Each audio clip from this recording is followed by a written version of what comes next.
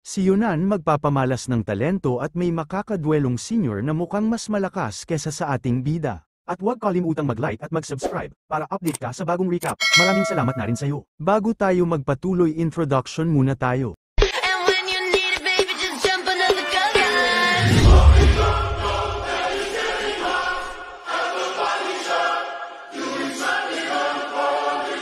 Nagpatuloy ang kwento sa isa na namang session ng pagsasanay sa labas. Sa pagkakataong ito, tinutokso ng mga miyembro ng Radiant Demon Squad ang mga bagong kasapi, partikular na si Hien Wang, na mukhang dumadaan sa matinding hirap. Sa mga unang araw sa gang, gumawa ang kapitan ng bola ng enerhiya, parang nagpa-party lang, at ginamit ito para bawian ang hininga si Yan, napabulunan si Yan na parang nasamid sa taho.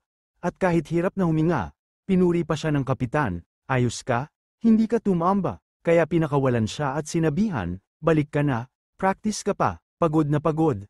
Dahan-daang umuwi si Yan, mukhang kinapos sa oxygen at pag-asa. Habang tumutulo ang luha niya, parang sinasabi ni Yan, "Salamat, buhay pa ako." Siguro sobrang nagpapasalamat siya na nakakasinghut ulit ng hangin. Habang paalis ang batang may asul na headband, ibinaling ng seryosong kapitan ang tingin niya sa Lightning Genius na bagong recruit.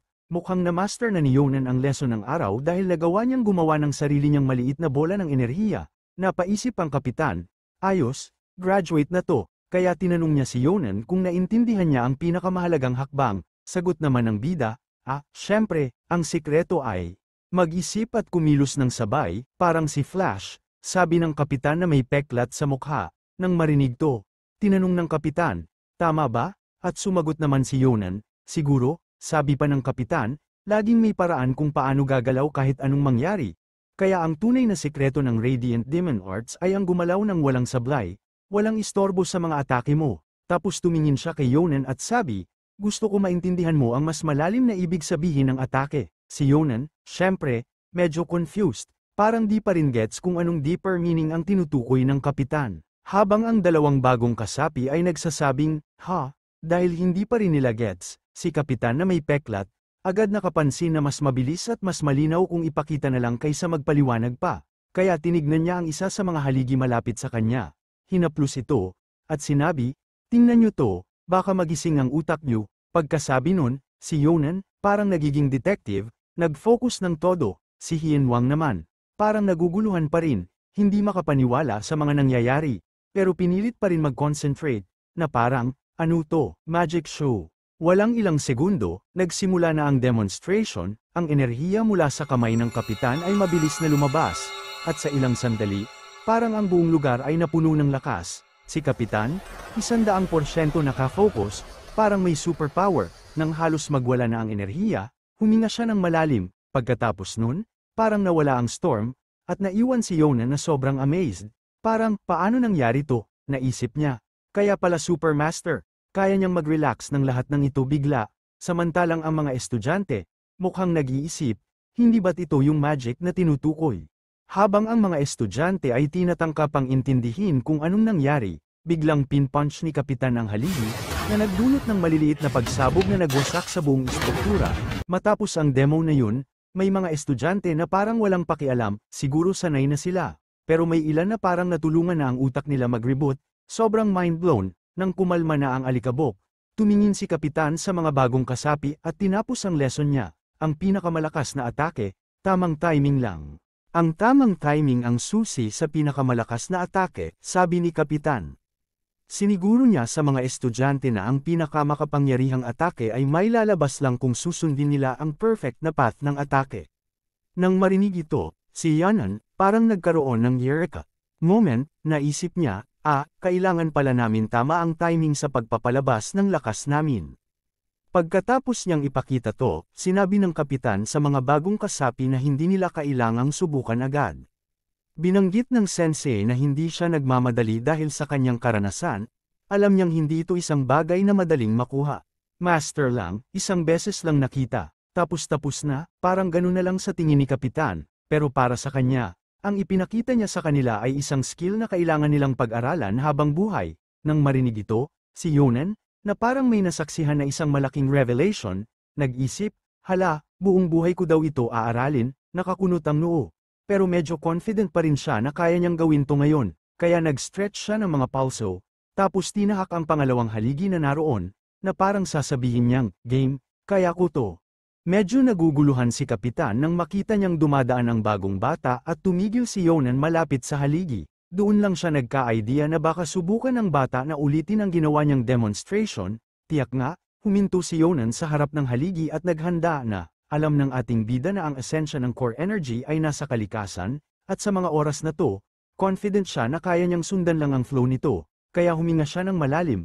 At sa isip niya, sige, sundan ko lang, ayos na to. Kinuha niya ang espada at inactivate ang body sword unification technique, parang nagsasabing, ito na, time to shine.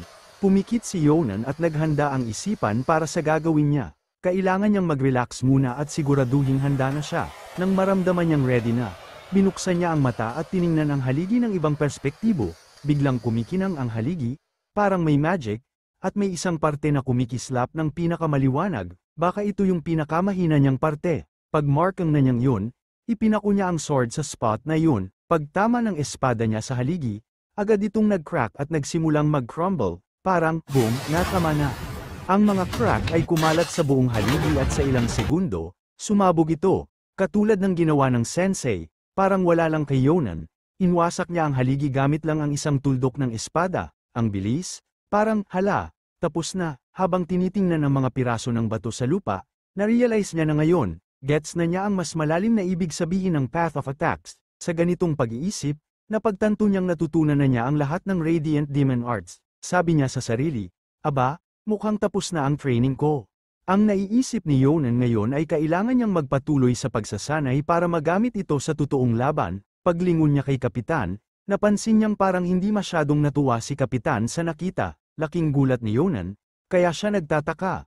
Bakit parang hindi okay ang reaksyon? Nang makita niyang lahat ng tao ay nakatingin ng weird, doon lang niya na-realize na siguro, nagpakita siya ng hindi magandang side ng sarili niya. Kaya, dahil unang beses pa lang niyang subukan, itinago niya muna ang espada at nag-conclude, kailangan ko pa ng mas maraming practice.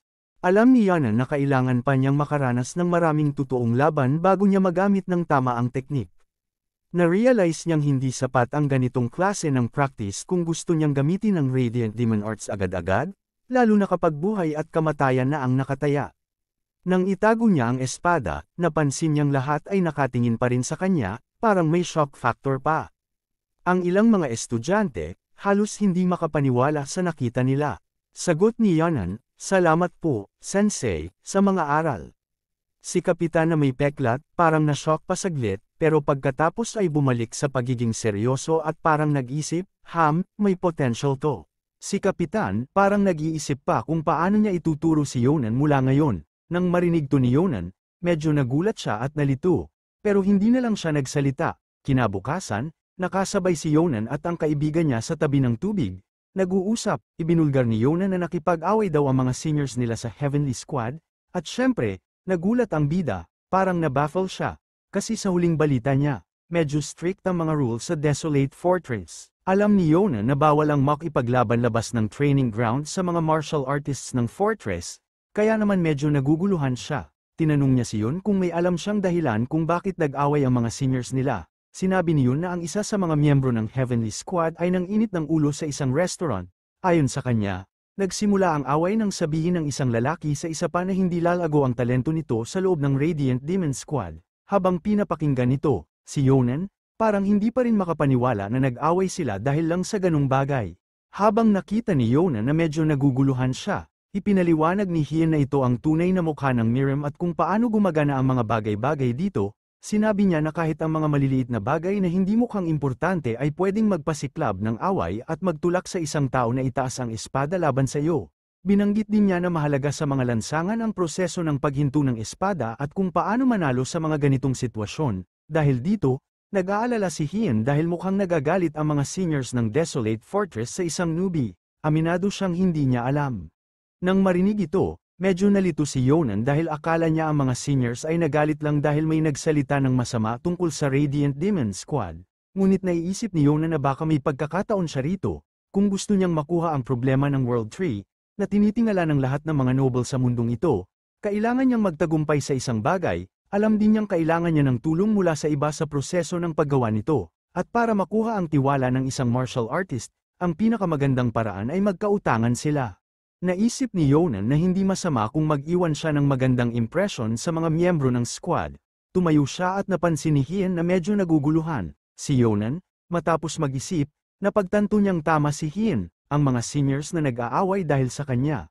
Parang bagay na pwede niyang ipasa, kaya naisip niyang bisitahin sila. Si Hien, sobrang gulat, at agad na natuwa, parang masaya siya na nakikita niyang determinado si Yonan, na parang, aba, seryoso na si Yonan, ibang level. Naiintindihan ni Yonan ang code ng mga martial artist, pero si Yonan, parang hindi yata niya naiisip na chivalrous ang ginagawa niya. Naglakad silang dalawa patungo sa mga seniors, at pagdating nila, medyo nagulat ang mga seniors sa pagdating ng mga newbies, wala namang leksyon ngayon. Pero andito pa rin sila para mag-training, kaya naisip ng mga seniors na seryoso nga ang mga bagong kasapi, hindi nagsalita ang mga newbies at nagpatuloy lang sa kanilang lakad. Parang, sige, patunayan na lang natin. Dito na nagsimula magyabang ang mga seniors, sinasabi nilang hindi naman daw kailangan mag-training ng sobrang hirap ng mga bagong kasapi, lalo na't nakaputi pa lang sila. Pero may iba naman na nag-iisip na ang pagiging nakaputi ang dahilan kaya kailangan nila mag-training ng sobrang sipag. Pagkatapos, naglakad si Yanin at ang bagong best friend niya na si Hien patungo kay Sensei. Pagbati nila, tinanong sila ni Sensei kung may mga problema ba silang naranasan sa training. At bigla, sumagot si Yanan, sabay sabi kay Kapitan, gusto ko sanang mag-spar. Tingin ni Kapitan, parang may malalim na dahilan si Yanan kaya tinanong niyang, teka, anong plano mo? Makikita sa mukha ni Hien na parang hindi siya aware sa plano ni Yonan, kaya nagulat siya nang sabihin ito, pero si Kapitan, hindi naman masyadong nababahala. Kasi inisip niyang baka gusto lang ni Yonan makipaglaban sa isa sa mga kaklase niya, kaya sinabi niya kay Yonan, sige, pumili ka ng kalaban, pero bigla na lang inihayag ni Yonan na gusto niyang makipaglaban sa isa sa Heavenly Squad, hindi sa Radiant Demon Squad. Lahat ng narinig ito, parang nag-freeze, shock na shock, si Kapitan, kahit medyo nagulat, hindi pa rin siya masyadong apektado, kasi iniisip niyang siguro may nalaman si Yonan tungkol sa Heavenly Squad. Inisip ni Kapitan na baka na lamang ni Yonan ang nangyari noong nakaraang araw, kaya siniguro niyang walang dapat ikabahala ang bata, pero si Yonan, hindi siya galit o stressed, gusto lang talaga niyang makita ng personal ang Heavenly Sword Arts, na matagal na niyang hinahangaan. Sa ngayon, seryoso niyang sinusubukan kumbinsihin si Kapitan na suportahan siya, pero hindi ito pumayag. Sinabi ni Sensei na huli na para magsabi ng ganon at tinapos niyang, mukhang masyado kang naa-agitate, Yonan. Kahit na ganun ang iniisip ni Kapitan, nararamdaman pa rin niyang hindi masama na makita ang isang newbie na nasa sabik at nagpapakita ng dedikasyon sa kanyang mga seniors. Patuloy na tinatangka ni Yonan na kumbinsihin si Kapitan, sinasabi niyang gusto niyang mag-spar para patunayan na ang Radiant Demon Arts ay isang mahusay na martial art. Determinado siyang mapapayag si Sensei, kasi alam niyang makakakuha siya ng fighting experience, makakapag-observe ng advanced martial art, at makakapag-iwan pa ng magandang impression sa mga seniors. Sa ganitong paraan, magiging, sabi ni Yonan, killing 3 birds with 1 stone, at alam niyang matutupad ito, pero tinandaan siya ni Kapitan na hindi pa siya natututo ng parehong martial arts ng Heavenly Squad at hindi pa rin siya nakipaglaban kasama ang mga ito. Sinabi pa niya na walang dahilan para magpatawad ang mga seniors, kahit sparring lang ito, pero alam ni Yonan na ito mismo ang hinihintay niyang pagkakataon, kaya excited siya. Nang marinig ng mga estudyante ito, sabay-sabay silang napahinga ng malalim. Nagulat na nag-uusap ang mga tao. Si Kapitan, may seryosong ekspresyon, sabay sabi, kailangan mo pa talagang patunayan ang sarili mo. Napaisip si Kapitan sandali at inamin na ito ang klase ng espiritu na karapat-dapat sa isang martial artist mula sa Desolate Fortress. Gustong-gusto niyang makita kung anong magiging Yonan kapag tumanda, at nagsisimula na siyang maniwala na baka nga maging susunod na kapitan ng Radiant Demon Squad ang batang ito, kung makaliligtas siya sa laban na hinihingi niya. Sa wakas, pumayag na si Sensei na tulungan siyang ayusin ang sparring session kasama ang mga seniors, at sinabi niyang ipapaabot na niya ang mensahe sa Heavenly Squad. Si Yonan, syempre, parang game na game. Hinimas ni Yonan ang kamao niya, feeling na accomplished na siya. Pagkatapos, nagbago ang eksena, at nakita natin si Yonan sa Heavenly Squad Arena. Mukhang hindi nagtagal ang pagpaplano ng laban, kaya't lahat ng may alam ay sobrang excited na para sa duelong ito. Ang mga tao sa paligid ay nagugulat na ang isang nakaputi ay magtataas ng hamon sa isang estudyanteng nakaasol. Nagsimula silang magbulong-bulungan, at may isang tao na nagsabi na ang laban ay isang guidance fight, para matuto sila. Lahat sila curious kung paano magtatapos ang laban. Habang nagsasalita ang mga tao, maraming nag-iisip kung ilang rounds ang tatagal ng bagong guy sa laban na ito. Bagamat hindi sigurado, may ilan na medyo kumpiyansa na hindi tatagal si Yanan ng higit sa 10 rounds. Sa kabilang banda, may iba naman na parang nakakatawa na isipin na ang isang bagong miyembro na nakaputi ay makakalaban ng 10 rounds laban sa isang blue robe. Habang patuloy ang bulong-bulungan, tahimik lang na tinitingnan ni Yanan ang paligid at ang kalaban niyang naka-blue robe. Ang estudyante ay may buhok na nakapusod, at base sa mga balbas niyang may konting kuto, mukhang matagal na siya sa lugar. Matapos ang ilang sandali, kinuha ng lalaki sa blue robe ang kanyang battle stance at inihanda ang kamay malapit sa kanyang espada. Handa itong sumugod anumang oras. Nakatayo si Yonan sa kabilang dako at masusing pinapanood ang galaw ng kalaban. Habang nangyayari ito, nagsisimula ng magpanik ang captain ng Heavenly Squad, si Captain Hilmar na may itim na buhok. Mukhang hindi sila magkaibigan ng captain ng Radiant Demon Squad, dahil parehong iniiwasan ng dalawang lalaki ang magtama ang kanilang mga mata. At syempre, lalong tumindi ang tensyon at awkwardness sa kwarto. Bigla, binasag ni Hanchok ang katahimikan at nagmungkahi ng isang pusta. Sobrang niyang kumpiyansa na magiging madali lang kay Yonan, kaya't ipinangako niyang bibigyan ang bata ng isa sa elixir ng Heavenly Squad kung makaliligtas siya ng hanggang 10 rounds. Nang marinig ito, sinabi ng scar-faced captain na medyo malaking bagay ang pusta ng isang elixir, pero sumagot si Hanchok na baka natatakot lang yung kalaban na matatalo. Dito, nag-init ang ulo ng captain ng Radiant Demon Squad, kaya't binigyan niya ng warning ang mga kasama niya. Binanggit ng scar-faced captain sa kanyang rival na huwag na siyang patagilid pa, at pinaalala niyang ang elixirs ng Desolate Fortress ay hindi mga bagay na pwedeng gamitin ng basta-basta. Bilang sagot, sinabi ni Hanchok na ang honor ng Radiant Demon Squad at Heavenly Squad ang nakataya dito, at para sa kanya, wala namang malabis o pabaya tungkol doon. Sa puntong ito, wala nang masabi si Scarface, kaya't nanahimik siya at napabuntong hininga sa pagkatalo. Tinanggap niya ang pusta, na labis ikinatuwa ni Hanchok. Ang crazy-looking captain ay napaupo ng pabagsak sa kanyang upuan. Pinaalala ng captain ng Radiant Demon Squad sa kanyang rival na kailangan nilang magtiwala sa kanilang mga tao dahil sila ang mga leader. Tumingin saglit ang captain ng Radiant Demon Squad sa kalaban at ngumiti ng may kumpiyansa, dahil sa loob-loob niya, alam niyang ang laban na ito ay magiging isang malaking upset. Ang senior sa blue robe ang unang nakapansin kay Yonan, ang puti niyang robe mula sa Radiant Demon Squad. Kinumpirma ni Yonan ito at binati ang senior na kanyang makakalaban. Habang nakatayo siya, iniisip niya ang tungkol sa darating na laban. At iniisip ni Yonan kung paano ang lahat ng mga Blue Robe Warriors ay nagsimula bilang mga White Robes. Karamihan sa mga tao ay nakakamit ang antas na ito pagkatapos lamang ng ilang taon, ngunit hindi lahat ay ganun kadali. May ilang mga tao na kumuha ng higit sa isang dekada bago maging Blue Robes, at ipinapakita nito kung gaano kalakas ang ranggong yun. Ang mga Blue Robe Warriors ng Desolate Fortress ay mga tao na hindi matatalo kahit ng mga pinakamataas na martial artists na kumakatawan sa mga pangunahing martial sects. Habang iniisip ito ng ating bayani, inihayag ng kanyang kalaban. Sinabi ng kalaban na nagsanay siya sa Heavenly Sword Art sa loob ng 20 taon, at aminin niyang may magandang panlasa ang mga caster na napili siya para maging kalaban, ngunit malinaw niyang sinabi na hindi siya magpapakita ng awa sa laban at gusto niyang tandaan ni Yonan ito. Bilang tugon, tinanggap lang ni Yonan ang mga kondisyon ng laban at hindi ipinakita ang kahit kaunting takot, kaya't medyo nagulat ang malaking kalaban nang makita niyang handa ang White Robe na harapin anuman ang mangyari.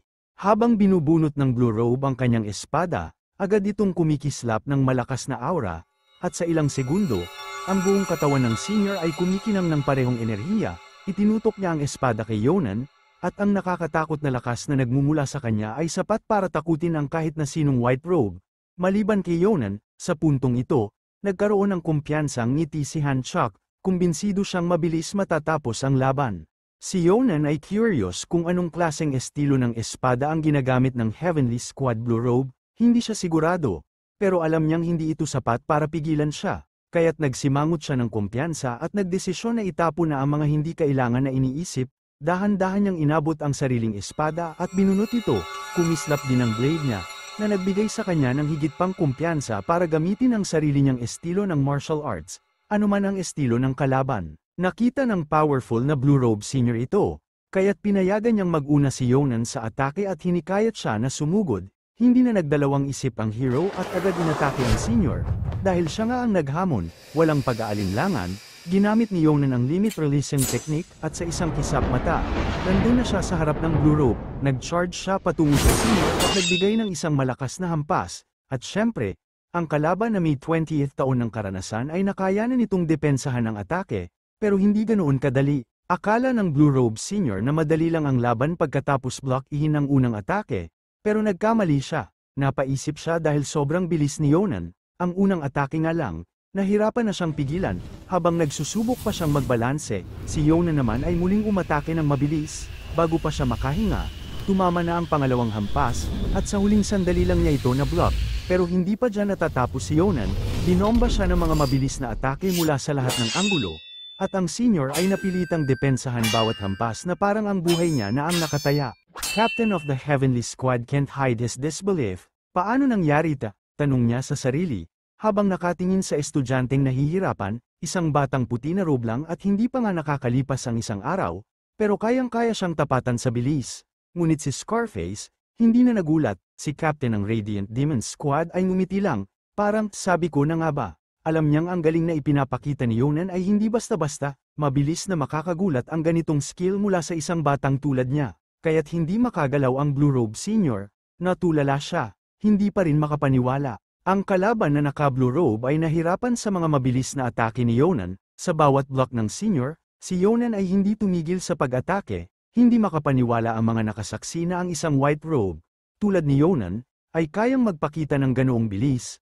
Lalo na at ito'y isang bagong dating lang, ang Captain ng Heavenly Squad ay naguguluhan habang si Scarface, ang Captain ng Radiant Demon Squad, ay nakangiti lang, dahil inaasahan niya ang ganitong tagumpay mula kay Yonan. Habang nagpatuloy ang laban, si Yonan ay hindi tumigil sa paghataw, kahit na ang senior ay patuloy na humaharang sa bawat atake. Alam ni Yonan na hindi magtatagal bago makahanap ng paraan ng senior para kontraan siya, kaya't hindi siya tumigil. Kailangan niyang mag-focus at mag-isip ng maayos. Si Yonan ay nag-isip ng mabuti at napansin na ang bawat atake niya ay nangangailangan ng tamang balanse ng katawan. Naisip niyang mas magagamit niya ang kanyang likod na kalamnan upang magbigay ng lakas sa kanyang mga atake, kaya't pinili niyang subukan ang estilo ng atake na naisip niya, na hindi lang basta lakas kundi may kasamang tamang galaw ng katawan. Nagplant siya ng paa sa lupa at inihanda ang sarili sa bagong estilo ng atake. Sa bawat galaw ng espada, naramdaman niyang mas mabilis at mas malakas siya kumpara sa dati.